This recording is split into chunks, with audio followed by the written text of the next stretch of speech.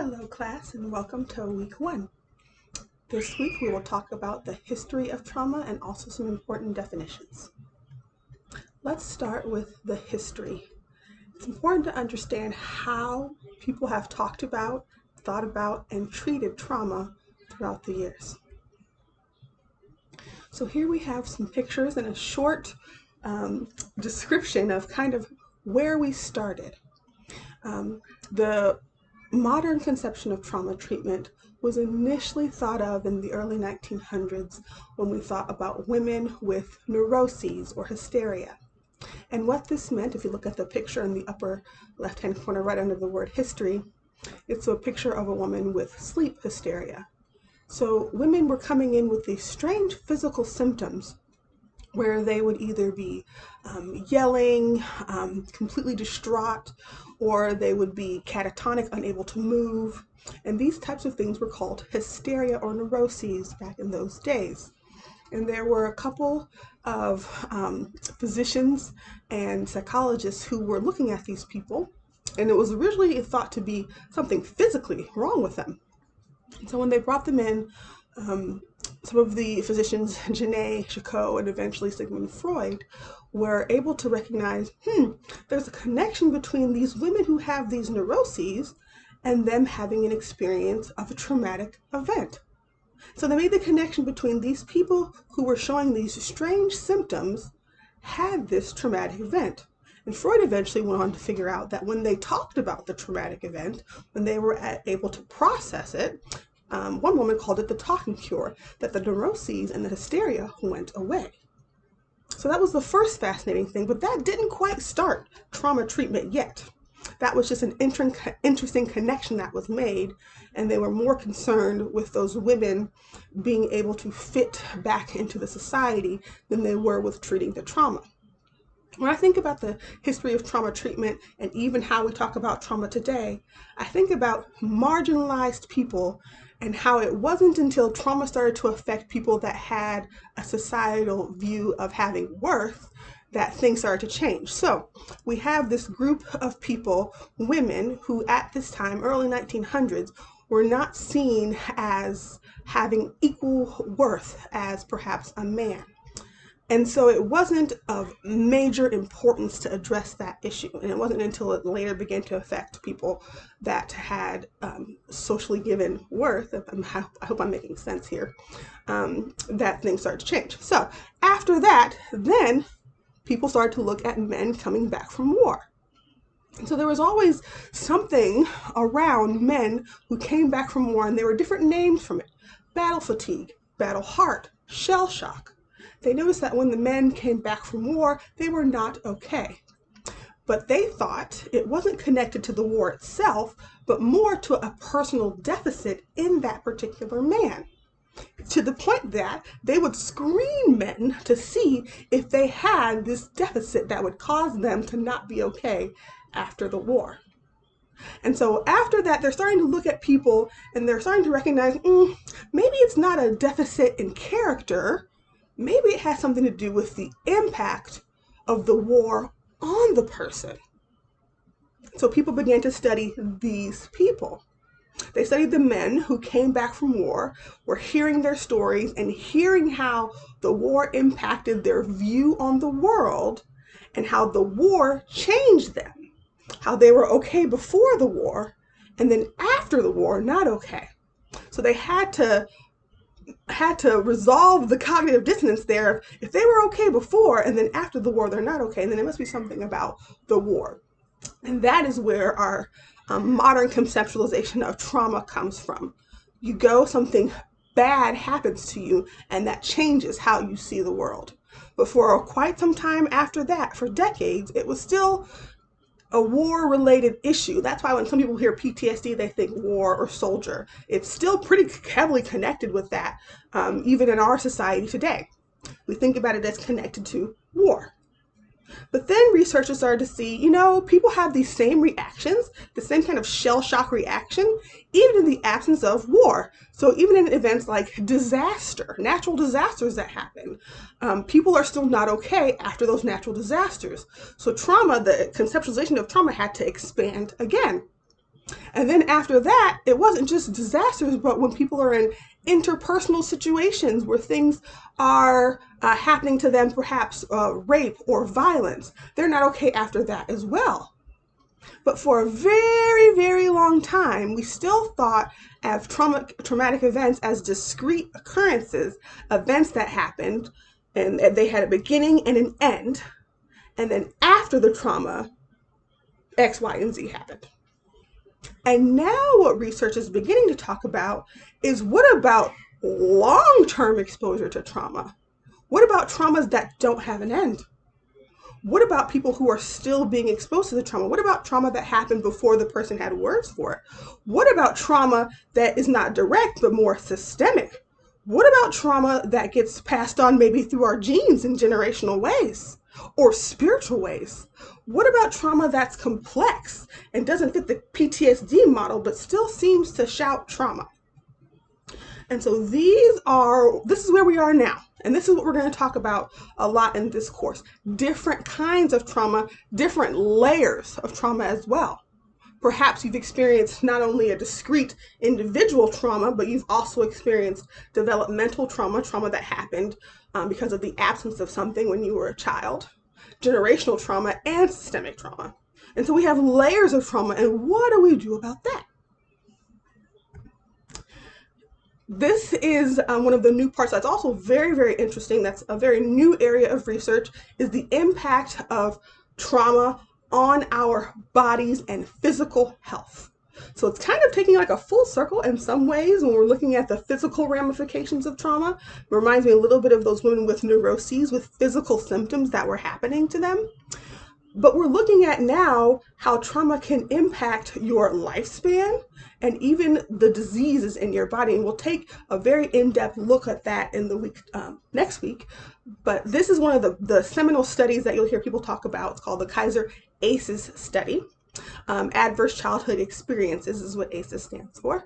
And it talks about how the connection between exposure to trauma and the likelihood that you will develop physical diseases. And it's a very powerful study, and a really great book to read about this, which is one of your reading assignments, is Nadine Brick Harris, The Deepest Well, and we'll also watch a video from her in weeks to come. So now let's talk about some definitions. What exactly is trauma? People throw the word trauma around all the time now, to the point sometimes where I want to be like, that's not trauma.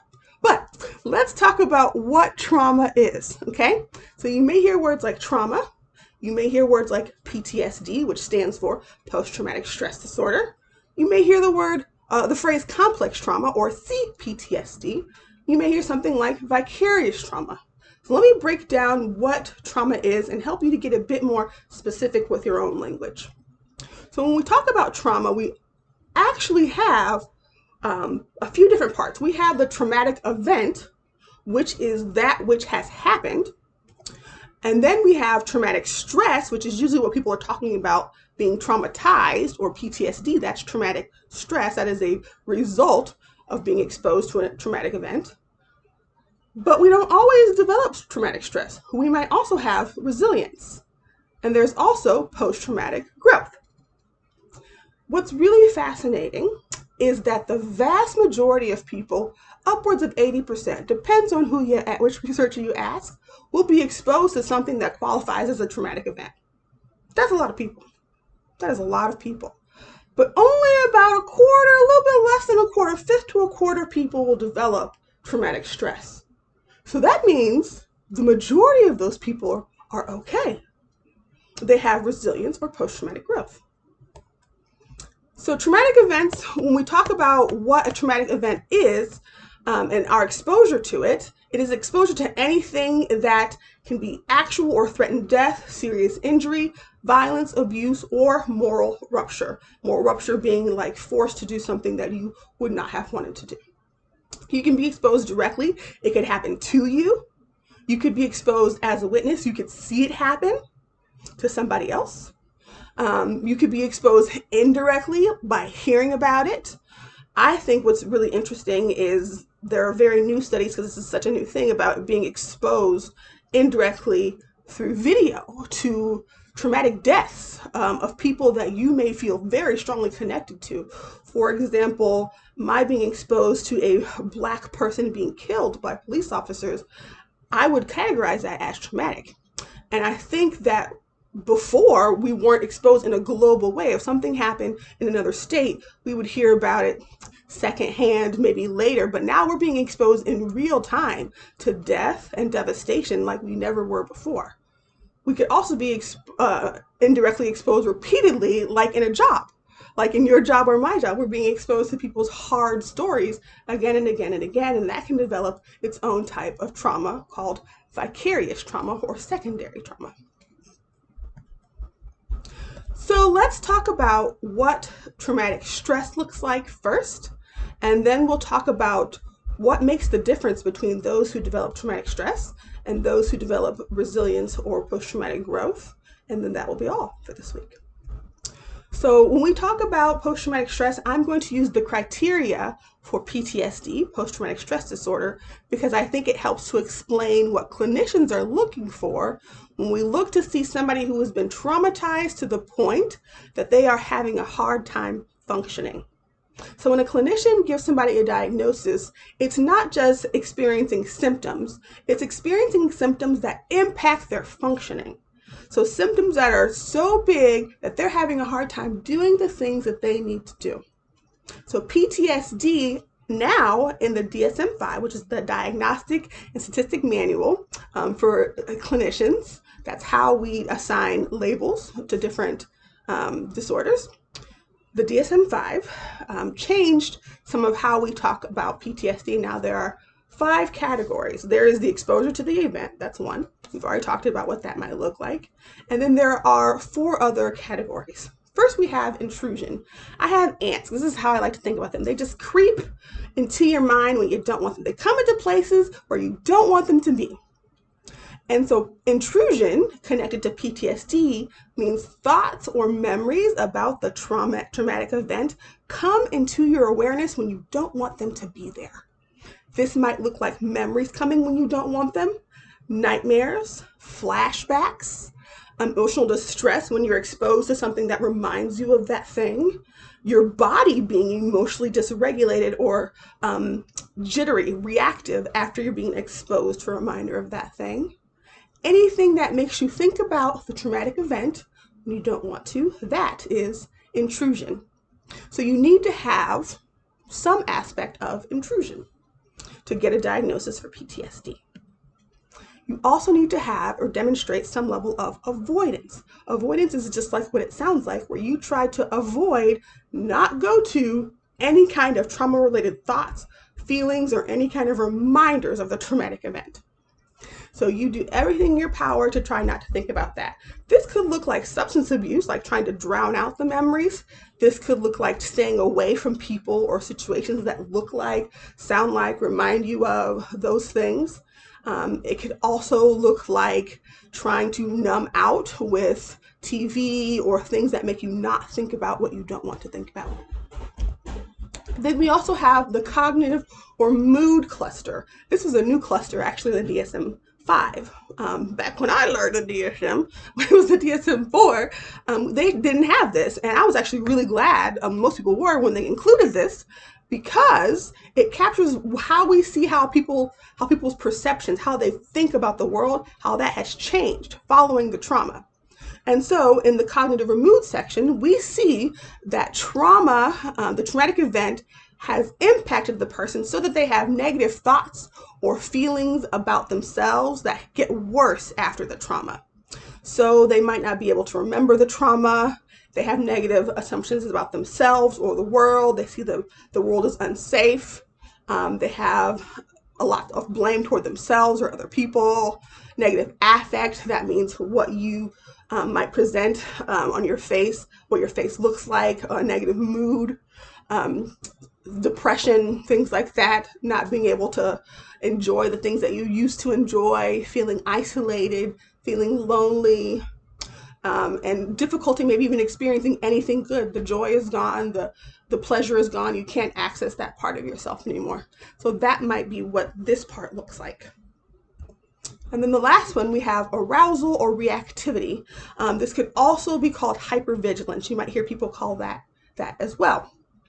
This might look like people being irritable or aggressive or having risky behavior or looking over their shoulder, hypervigilant, looking for the threat at all times, easily startled, difficulty concentrating, difficulty sleeping. This is the part where your body is staying on guard and on alert at all time. And next week we'll talk about why this is happening, why these things are happening, and what this means for the individual. But I just wanted to give you an overarching understanding of what PTSD looks like according to the DSM. So this could be, so understanding traumatic stress. We know we have the traumatic event, and out of that could come traumatic stress, and that could be PTSD. But as a clinician, it could also look like a million different other things. It could look like adjustment disorder. It could look like depression. It could look like anxiety. It could look like personality disorder. It could look like substance abuse. It could even show up in developmental ways and impact the way that you learn or a child learns and is in the classroom. So traumatic event doesn't automatically equal PTSD.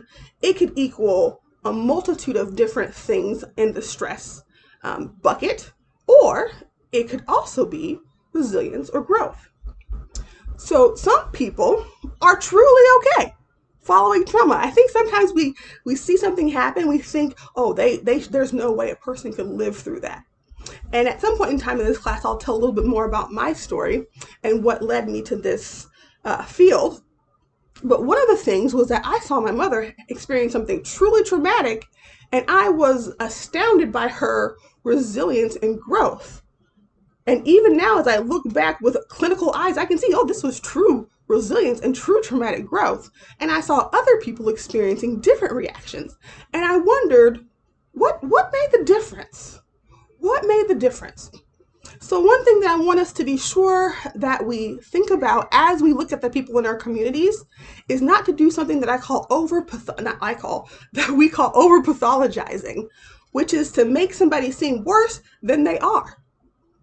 Clinicians are deficit focused. We are trained to look for the problem and address it. But there's a new wave of positive psychology also looking for what is going right. What is going right in this person's life that kept them alive so far? And so we don't only want to look at what's gone wrong and make assumptions about how they might be responding to that, because the numbers show us that they're actually more likely to be okay than not okay. So what makes the difference? I'm going to tell a story. I like to tell stories to help us solidify concepts. So this is about my mom again. My mom, when she was in her mid-20s, maybe early 20s, didn't have kids yet. She went swimming. My mom is an excellent swimmer. She went swimming with my grandpa and my cousin, who was her nephew, and he was very young. And they got sucked in by the undercurrent. And they were swimming and swimming and swimming, and then they couldn't swim out of it. They got sucked into it. And so they were pretty much just swimming in place now because it was so strong.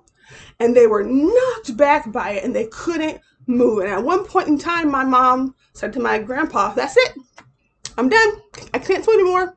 It was a nice run, like this is how I go." And he said, no, don't, just keep swimming just a little bit longer. And every time she would get ready to quit, she would tell him she's getting ready to quit. And he would say, just a little bit longer, think of your nephew. And she would look at him and say, okay, I can hold him just a little bit longer. And eventually a hand plucked in, grabbed him out, and they were able to go back to shore, and everybody was okay. And I use that story because I think of a traumatic event like a wave. A wave can come and just knock the feet from under you.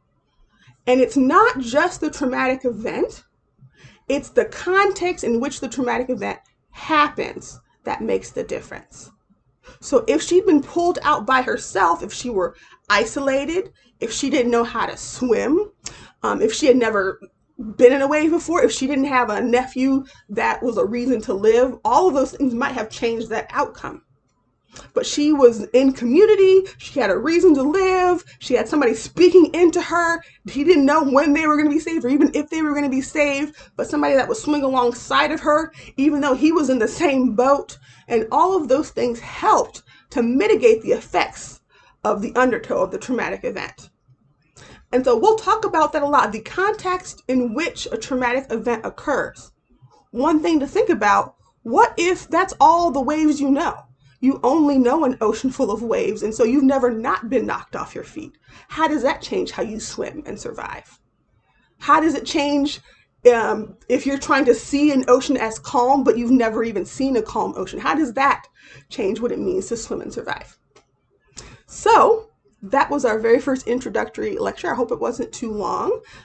Please let me know any questions that you have and respond to these things as you engage in your reflection material and then also as you engage in your forum. And let me know if you need anything else. Thank you.